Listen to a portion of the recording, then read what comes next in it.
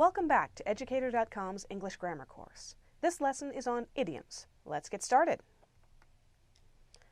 Alright, we're going to begin this lesson with a brief overview. We're going to ask what is an idiom, find out what they are, how they work. We're going to look at where idioms come from, their sources.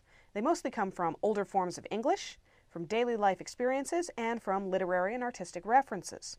Then we're going to learn how to use idioms and, particularly if you're new to English, how to learn idioms, how to learn what they mean, how to figure out what they actually do. Alright, what is an idiom? Idioms are one of the most complicated parts of the English language because they really don't follow any clear rules. They're all references to something, but you may not know what, and they're a shorthand for ideas. An idiom, generally, is an expression that means something other than what its words literally suggest. An idiom is a kind of metaphor, which is a colorful shorthand for a larger idea. So, you might have heard someone say, it's raining cats and dogs. If you looked out the window to see if there were actual animals falling out of the sky, people probably laughed at you.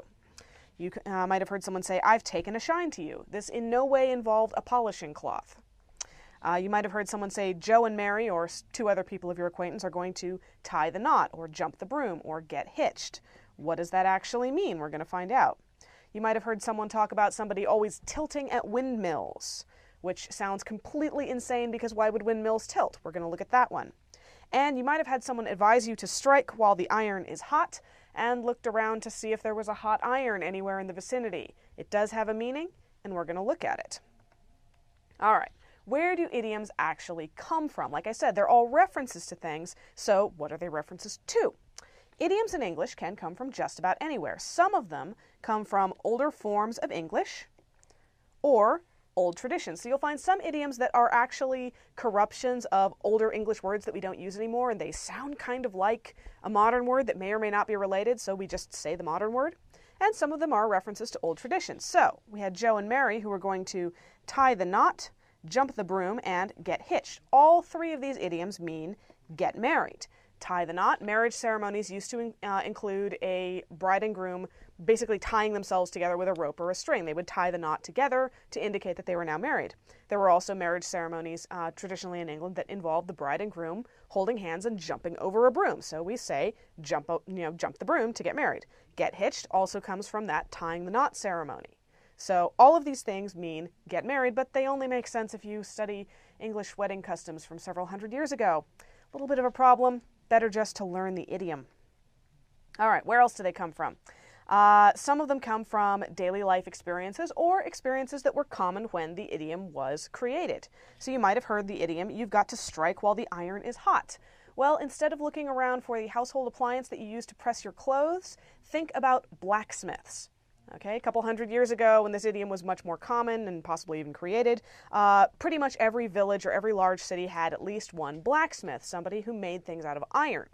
Well, if you ever watched someone working iron, they get it really, really hot and then they hit it with a hammer to flatten it out or shape it or whatever. So to strike while the iron is hot is to strike when your blow will be most effective. If you hit iron with a hammer while it's cold, you're just going to make a loud noise. If you hit it while it's hot, you'll shape it. So strike while the iron is hot means take advantage of an opportunity. The metal is hot, hit it with your hammer now so you can actually do your job. Still, other idioms are actually references to literature or other works of art. It's sort of like people quoting movie lines or making pop culture references, except sometimes the pop culture is several hundred or several thousand years old. So you might have heard the phrase tilting at windmills. This comes from Miguel de Cervantes' novel Don Quixote, who's this crazy old guy who thinks he's a knight.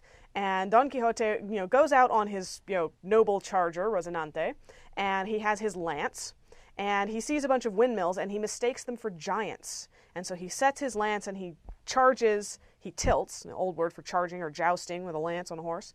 He tilts at the windmills to try to slay the giants, and of course the lance gets stuck in one of the windmill blades, and he gets dragged up into the air, and it's very funny.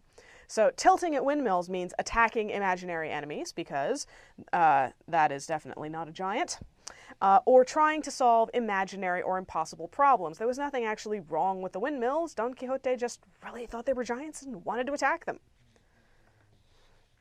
All right, so how do you use idioms, assuming you actually know what they mean? You use them to express your ideas more clearly and colorfully, or to associate your ideas with a larger body of thought. Idioms work by association, especially those that are literary or artistic references. So, when someone says, it's raining cats and dogs, it means it's raining very hard, okay? It's a more colorful way of saying it's raining really hard. If someone says, I've taken a shine to you, it doesn't mean they polished you, it means I liked you immediately. It's shorter and more colorful. All right. You can even make up your own idioms, assuming they're relatively clear. So you could say that idea is a home run. From baseball, of course, a home run, the ball gets hit way out. Everybody who's on a base gets to run, go home and score. So it's a big success. So you would say an idea is a home run to mean that idea is a big success. You can come up with your own idioms as long as you don't mind explaining them the first couple of times you use them. All right. So how do you learn idioms? If you don't know them already, most native English speakers grow up learning a lot of them from at least their local area. How do you learn the ones you don't know? Well, idioms are one of the most difficult areas of English to master because there are so many of them, and English speakers keep adding more, sometimes just to annoy people. However, there are some ways that you can improve your grasp of idioms. Be a bookworm. That is an idiom that means read. A bookworm is someone who reads all the time, like a worm that lives in a book. Be all ears, which means listen very carefully. And be a nosy Parker, which means ask a lot of questions, poke your nose into things, pay attention. Those are the best ways to learn the idioms you don't already know. Read books so you'll learn a lot of the literary and artistic references. Listen when people talk so you'll pick up things that are common from older forms of English or traditions. And if you run into an idiom that you don't understand, ask somebody, what does that actually mean? You're only embarrassed once. All right. Let's do a little practice. Have you ever seen these idioms before? What do they mean? You're caught between a rock and a hard place. Stop being a backseat driver. This situation is no bed of roses. And that car is the apple of his eye. Take a good look. See if you can recognize anything. All right, you're caught between a rock and a hard place. That means you are caught between two bad options. This is a reference to Homer's Odyssey. And Odysseus and his guys are on the ship, and they're trying to get home, and they have to pass between a rock called Scylla and a hard place basically called Charybdis. And originally we would say you're caught between Scylla and Charybdis, but not enough people read the book anymore. So now we just say you're caught between a rock and a hard place. Neither one of those is a good place to be if you happen to be steering a ship. So it means you're caught between two bad options. Your best course is kind of to try to go down the middle and hope for the best. Stop being a backseat driver. Well, imagine that you're driving a car and someone is sitting in the back going, no, turn here, do this. Get really annoying, right? Well, a backseat driver is a person who tries to manipulate a situation even though he or she is not in control. They're, trying to control the driver from the back seat, which doesn't really work. All right.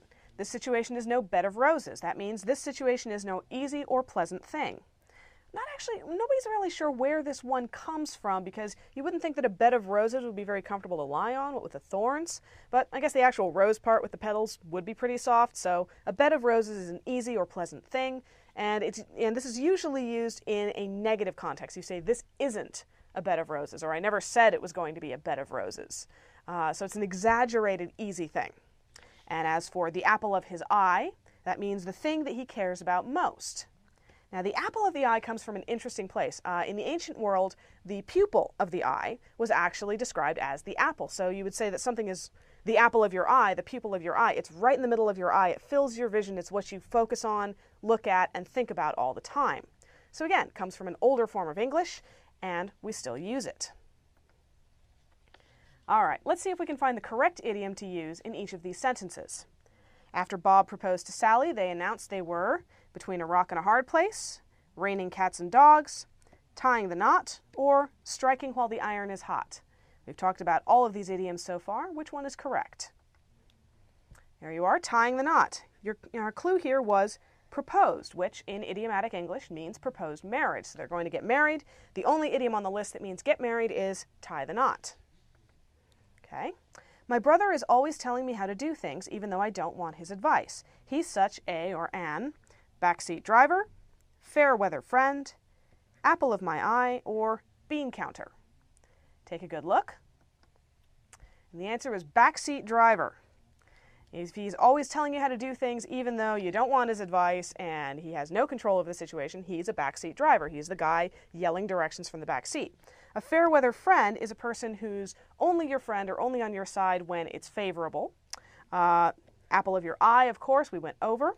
And a bean counter is somebody who is obsessed with the numbers and the data of something and really detail-oriented to the extent that they don't actually look at the larger situation. All right, one last practice example.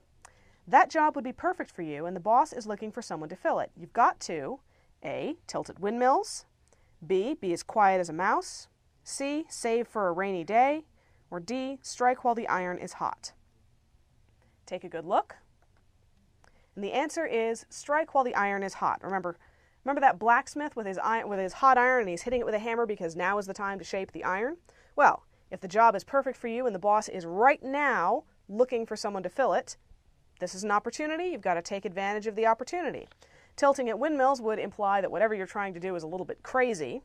Being as quiet as a mouse, well, if you want that job, being quiet probably won't help you.